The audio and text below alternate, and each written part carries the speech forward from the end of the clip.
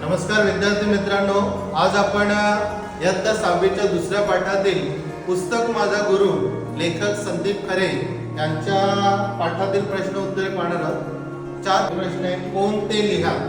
बघा, अ मध्ये मला पुस्तक भेट दे म्हणणारे कोण होते? लेखक, बालपणीचे लेखक। त्यानंतर दुसरं आहे रद्दीतून किलोवर पुस्तके विकत आणून लेखकासमोर ठेवणारी लेखकाची आई।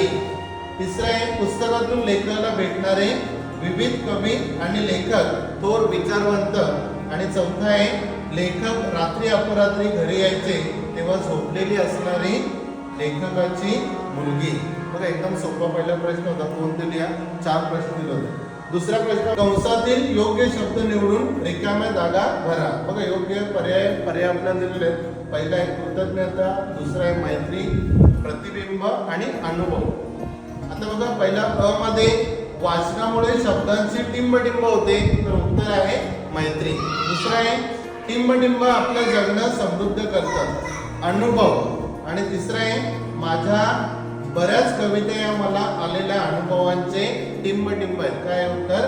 प्रतिबिंब। आणि शेवटचं आहे गुरूंबद्दल नेहमी टिंबटिंब आणि आदर असावा, तर गुरूंबद्दल आपल्याला नेहमी कृतज्ञता आणि आदर असावा। असा आपला हा दुसरा प्रश्न या दिलेल्या कंसातील योग्य पर्याय आपल्याला निवडायचा होता। तिसरा प्रश्न आहे आपल्याला 2 ते 3 वाक्यात उत्तर लिहा। आता हे थोडे तुम्हाला स्वतः बनवायचे आहेत आणि त्याच्यासाठी तुम्हाला पाठ वाचावं लागेल। तर बघा, पहिला प्रश्न आहे खेळणी विकत घेण्यापेक्षा पुस्तक विकत घेणे लेखकाला का आवडायचे? तर त्याचं उत्तर आहे खेळणी काही दिवसात जुनी होतात किंवा तुटून जातात, पण पुस्तकांमधून नवनवीन ज्ञान, विचार आणि गोष्टी शिकायला मिळतात। पुस्तकांमुळे विचारांची समृद्धी होते, म्हणून लेखकाला खेळणी घेण्यापेक्षा पुस्तके विकत घ्यायला जास्त आवडते। ठीक आहे, अशा प्रकारे तुम्ही हा प्रश्नाचं उत्तर लिहू शकता किंवा पाठांतर करू शकता।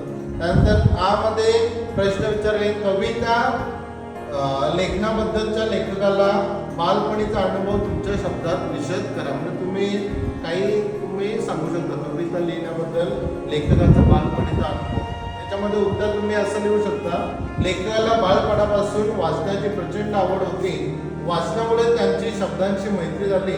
याच मैत्रीतून आणि बालपणीच्या वेगवेगळ्या अनुभवांमधून त्यांना स्वतःच्या ओळी किंवा कविता सुचू लागल्या आणि त्यांना कविता लिहिण्यास सुरुवात केली। ठीक आहे, हा होता दुसऱ्याचा उत्तर। तिसरा आहे माझ्या बऱ्याच कविता या मला आलेल्या अनुभवांचे प्रतिबिंब आहेत, असे लेखक का म्हणतात? तर त्याचं उत्तर आहे लेखकाच्या आयुष्यात जे चांगले वाईट प्रसंग आले, त्यांनी जे अनुभव घेतले तेच त्यांच्या मनावर कोरले गेले, हेच त्यांचे वैयक्तिक अनुभव त्यांच्या कवितेच्या माध्यमातून शब्दांच्या रूपात बाहेर पडले, म्हणून ते आपल्या कवितांना अनुभवांचे प्रतिबिंब मानतात। आणि शेवटचा याच्यामध्ये प्रश्न तिसरामध्ये लेखकाने पुस्तकांना गुरु का मानले याविषयी विचार स्पष्ट करा।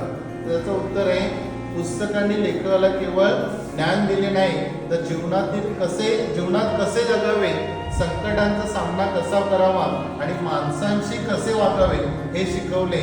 पुस्तकांनी प्रत्येक कठीण प्रसंगात त्यांना योग्य दिशा दाखवली, म्हणून लेखकाने पुस्तकांना आपले गुरु मानले। अशा प्रकारे तुम्ही प्रश्न तिसऱ्याचे उत्तर लिहू शकतात। आणि आता शेवटचा या ठिकाणी प्रश्न बघा, प्रश्न चौथा, पाठात वर्णन केलेल्या पुढील विधानांची कारणे लिहा।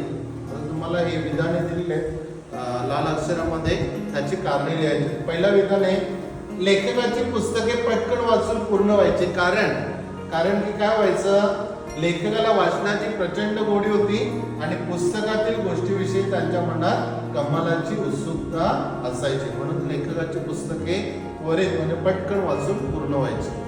दुसरा प्रश्न आहे कवीने कारण वेगवेगळ्या प्रकारच्या वाचनामुळे कवीचा दृष्टिकोन व्यापक होतो, शब्दसंग्रह वाढतो आणि त्यांच्या लेखनात किंवा कवितेत जिवंतपणा येतोय।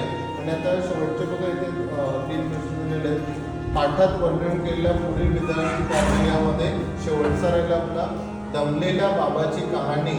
ही कविता ऐकल्यावर बऱ्याच लोकांचे डोळे पाणावले असायचे। कारण बघा, तुम्ही पण ही कविता ऐकलं असेल तर तुमच्या पण डोळ्यात पाणी आलं असेल। त्याचं कारण काय?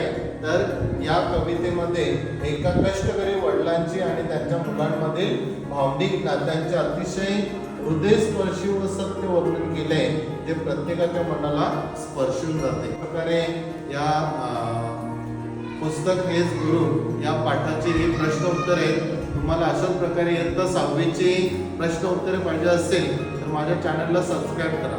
धन्यवाद.